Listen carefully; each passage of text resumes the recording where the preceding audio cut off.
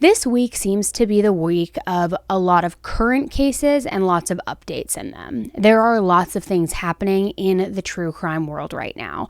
And today's case is another current case that is right smack dab in the middle of the headlines. And it's coming out of Ohio, and this case is absolutely heartbreaking.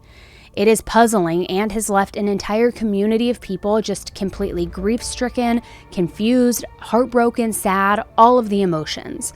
Now, I want to warn you, this one is a hard one, so please be prepared. Hey guys, my name is Elise. This is 10 to Life. Now let's get right into it.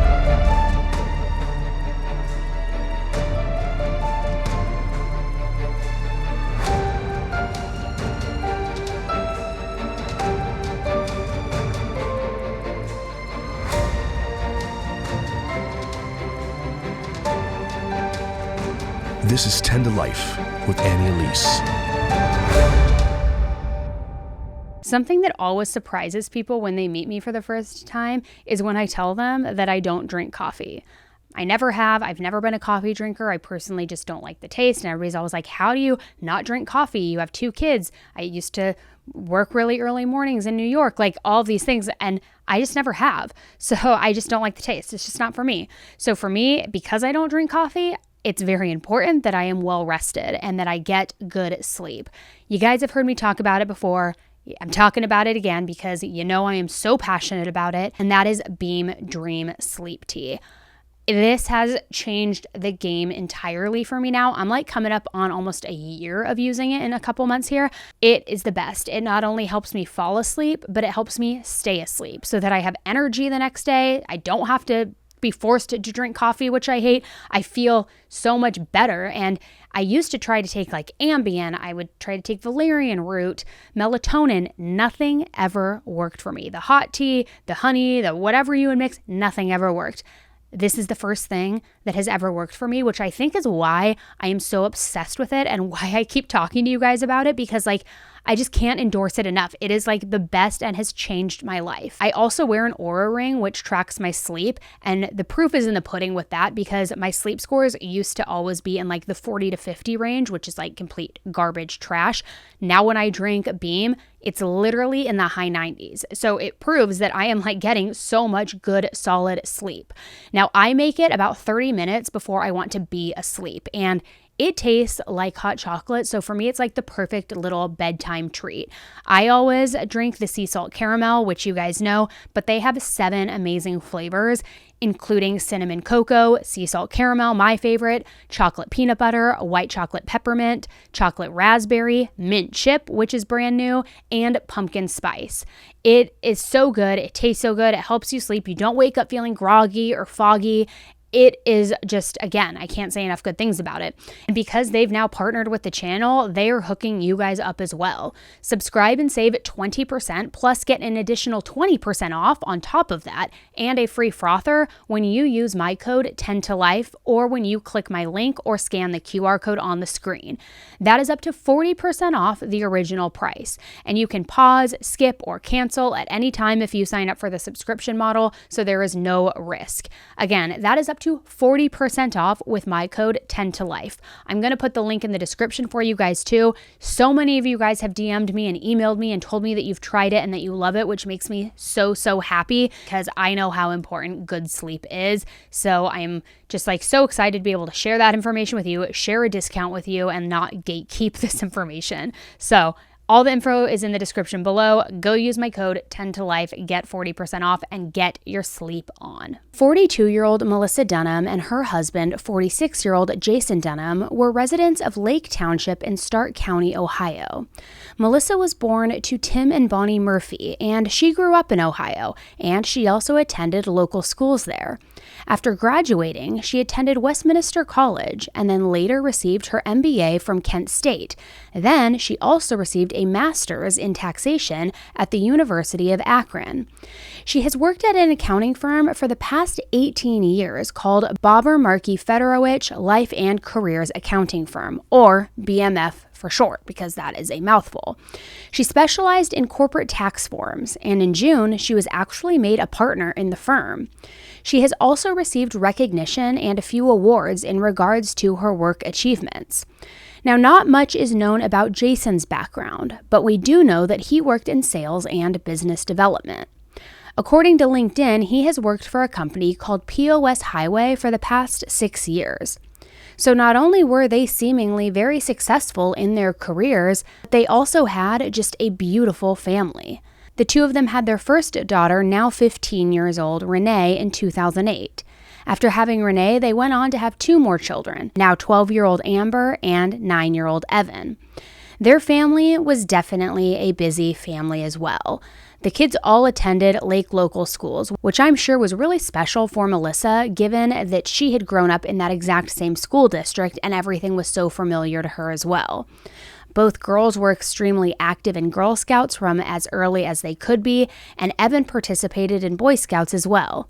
Melissa even volunteered with Girl Scouts and was a member of Girl Scouts of Northeast Ohio. Each year, when it came time for Girl Scout cookie sales, Melissa would have her girls send out their cookie forms, and then they would deliver the cookies and write thank you letters to all of the buyers. But the kids didn't just do Girl Scouts and Boy Scouts. All 3 of them also participated on a swim team and were great swimmers on the Lake YMCA Titans swim team. Renee participated in the marching band, also jazz band, and Amber participated in band and cross country. So one can assume that their activities took up a ton of their time. Lots of extracurriculars going on. But besides their extracurricular activities, they all had their own hobbies and things they enjoyed doing as well. Renee loved reading, video games, drawing, and Renee was more of a tomboy and she was in charge of all of the yard work outside as well, while Amber loved sequins, sparkles, glitter, creating fashion, and baking, just doing all of the girly things, and she was in charge of the gardening piece for their home. She also would often bake things and take them over to the neighbor's house, just a sweet, joyful girl. And Evan enjoyed Legos, baseball, video games, reading. He was also super talented with his Rubik's Cube and could solve it within 2 minutes, which is really hard and really cool. I couldn't solve it in 2 hours, so props to him. The kids also adored their 2 dogs, Vader and Tank, and their 2 cats. The dogs were always with the kids. If the kids were outside, the dogs were usually right outside with them playing, and the kids were outside a lot. They loved to play outside. They were always out riding scooters, playing basketball, and just doing all of the things that kids love to do outside. However, recently, the kids weren't outside as much, and the neighbors claimed that they stopped seeing them playing as often as they had previously been, which was kind of odd and also a little concerning. And on Thursday, August 24th, police were called to the home to do a welfare check on the family. And this welfare check was around 7:31 p.m. After not showing up at work for 2 days, Melissa's coworker began to get very nervous because this was really unlike her. She took a lot of pride in her career and was a very reliable worker, as evidenced by recently becoming a partner in the firm. Now, the kids also had not shown up at school for 2 days. So unsure of what was going on, Melissa's coworker called and requested that welfare check take place. So when police got there, they noticed that the cars were both at the home. The mail had not been taken in, and there were packages on the front porch. So that was obviously extremely concerning to them. Luckily, a neighbor was able to help let them into the house. The neighbor named Edmund had known Melissa and Jason for over 17 years. He had met them when they first moved into the home before they even had any children. Him and his wife knew the entire family and also the animals very, very well.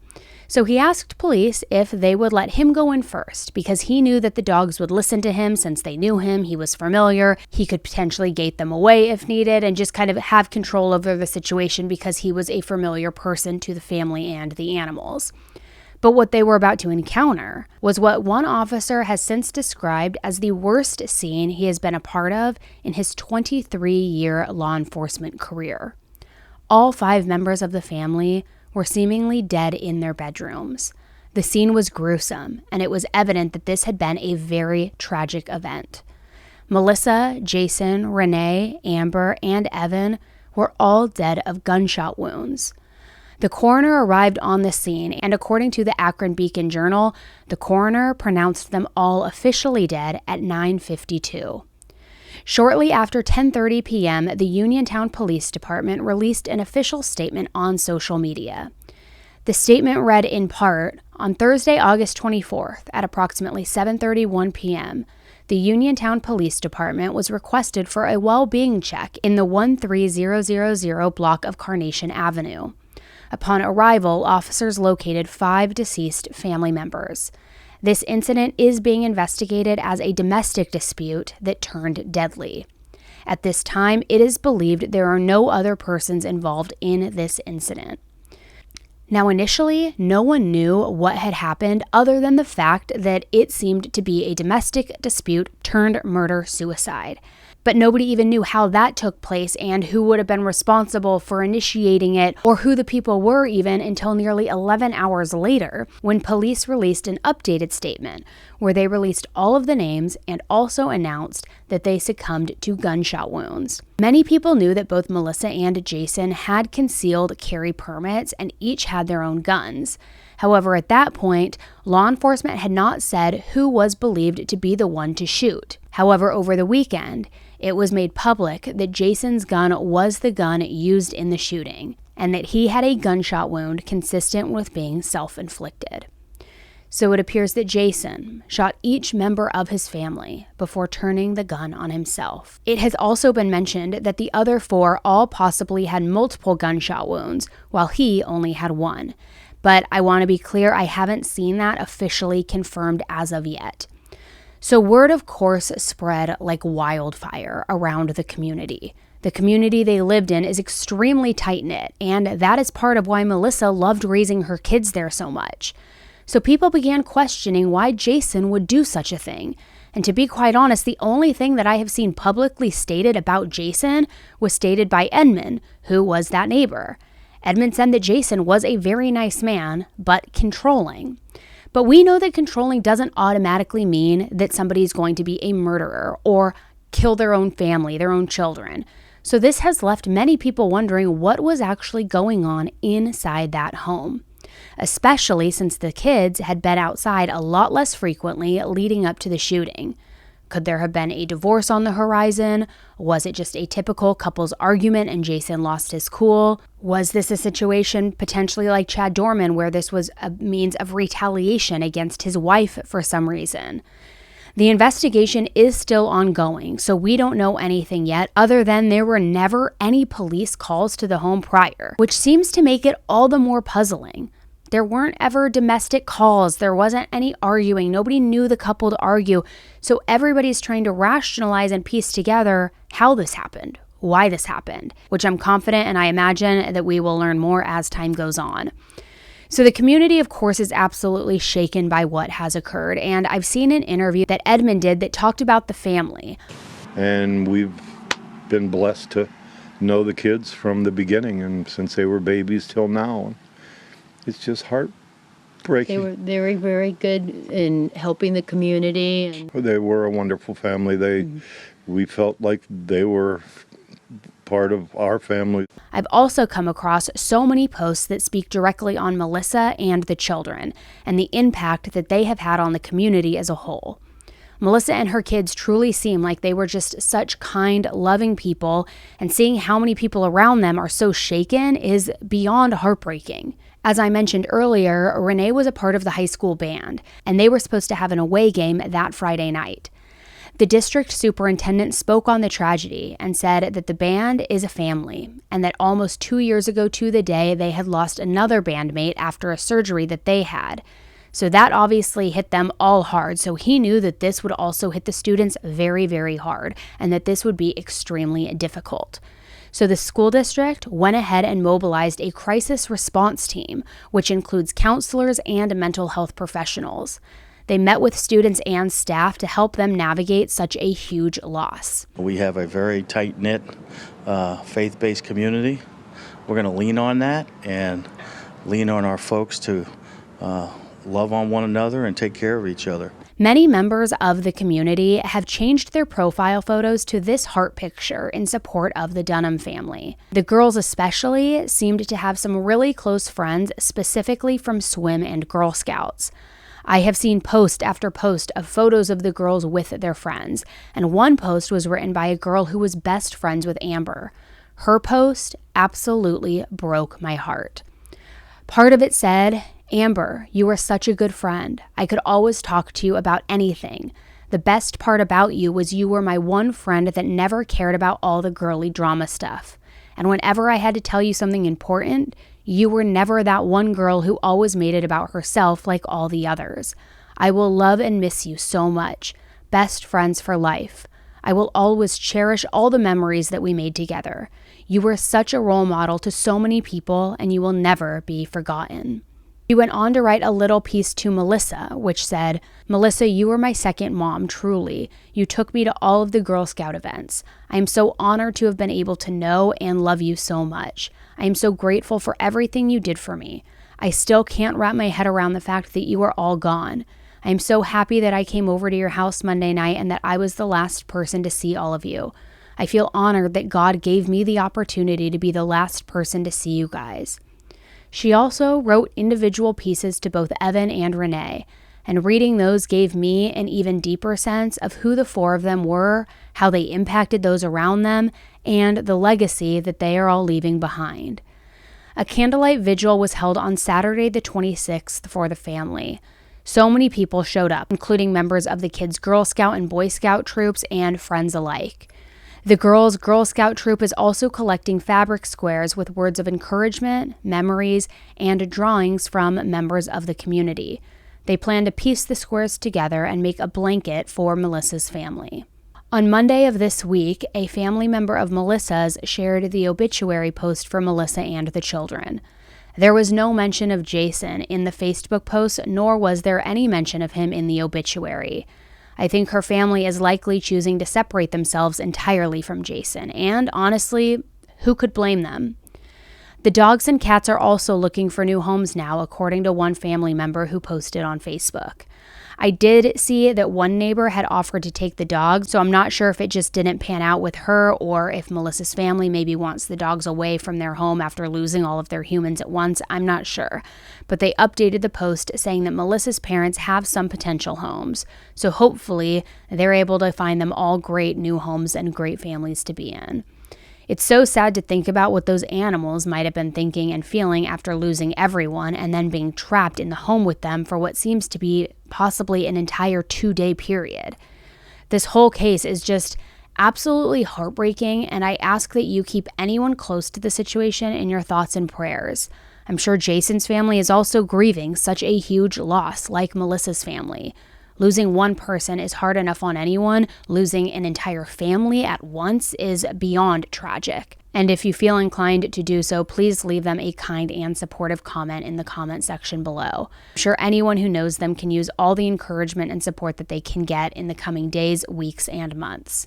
This case is just so interesting because it's so heartbreaking on its own, but you just start to think about how common this is becoming.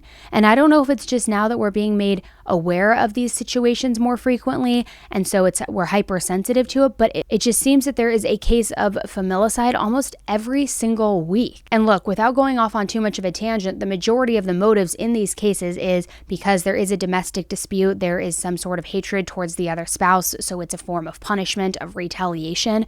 But there's also an entirely different element at play here. And look, I'm not going to go off into the rabbit hole here, but I do want to mention it because it's something that stuck out to me a lot in covering the Chad Dorman case. There's this level of these parents thinking that by taking the lives of their children, they are protecting their children. Whether they think they're protecting their children from the other spouse, from some unknown evil out there, from some sort of satanic thing, which we saw that with the Santa Barbara father who went and used the machete, I believe it was. There's just this whole other element to it now to where it's not just retaliation or punishment, which is usually the typical reason, or I shouldn't say typical, but the most common, But now there's like this whole other element of they think they're actually saving their children and that they have to do this, that they're being called to do this. And that's really, really freaking scary to think about. And I'm not saying that's what this case is, because we truly don't know what the motive is yet at this point. We will find out, I'm sure. But that itself really irks me. Anything where somebody feels as though they are being called to take somebody's life as a means of saving them or protecting them really freaks me out.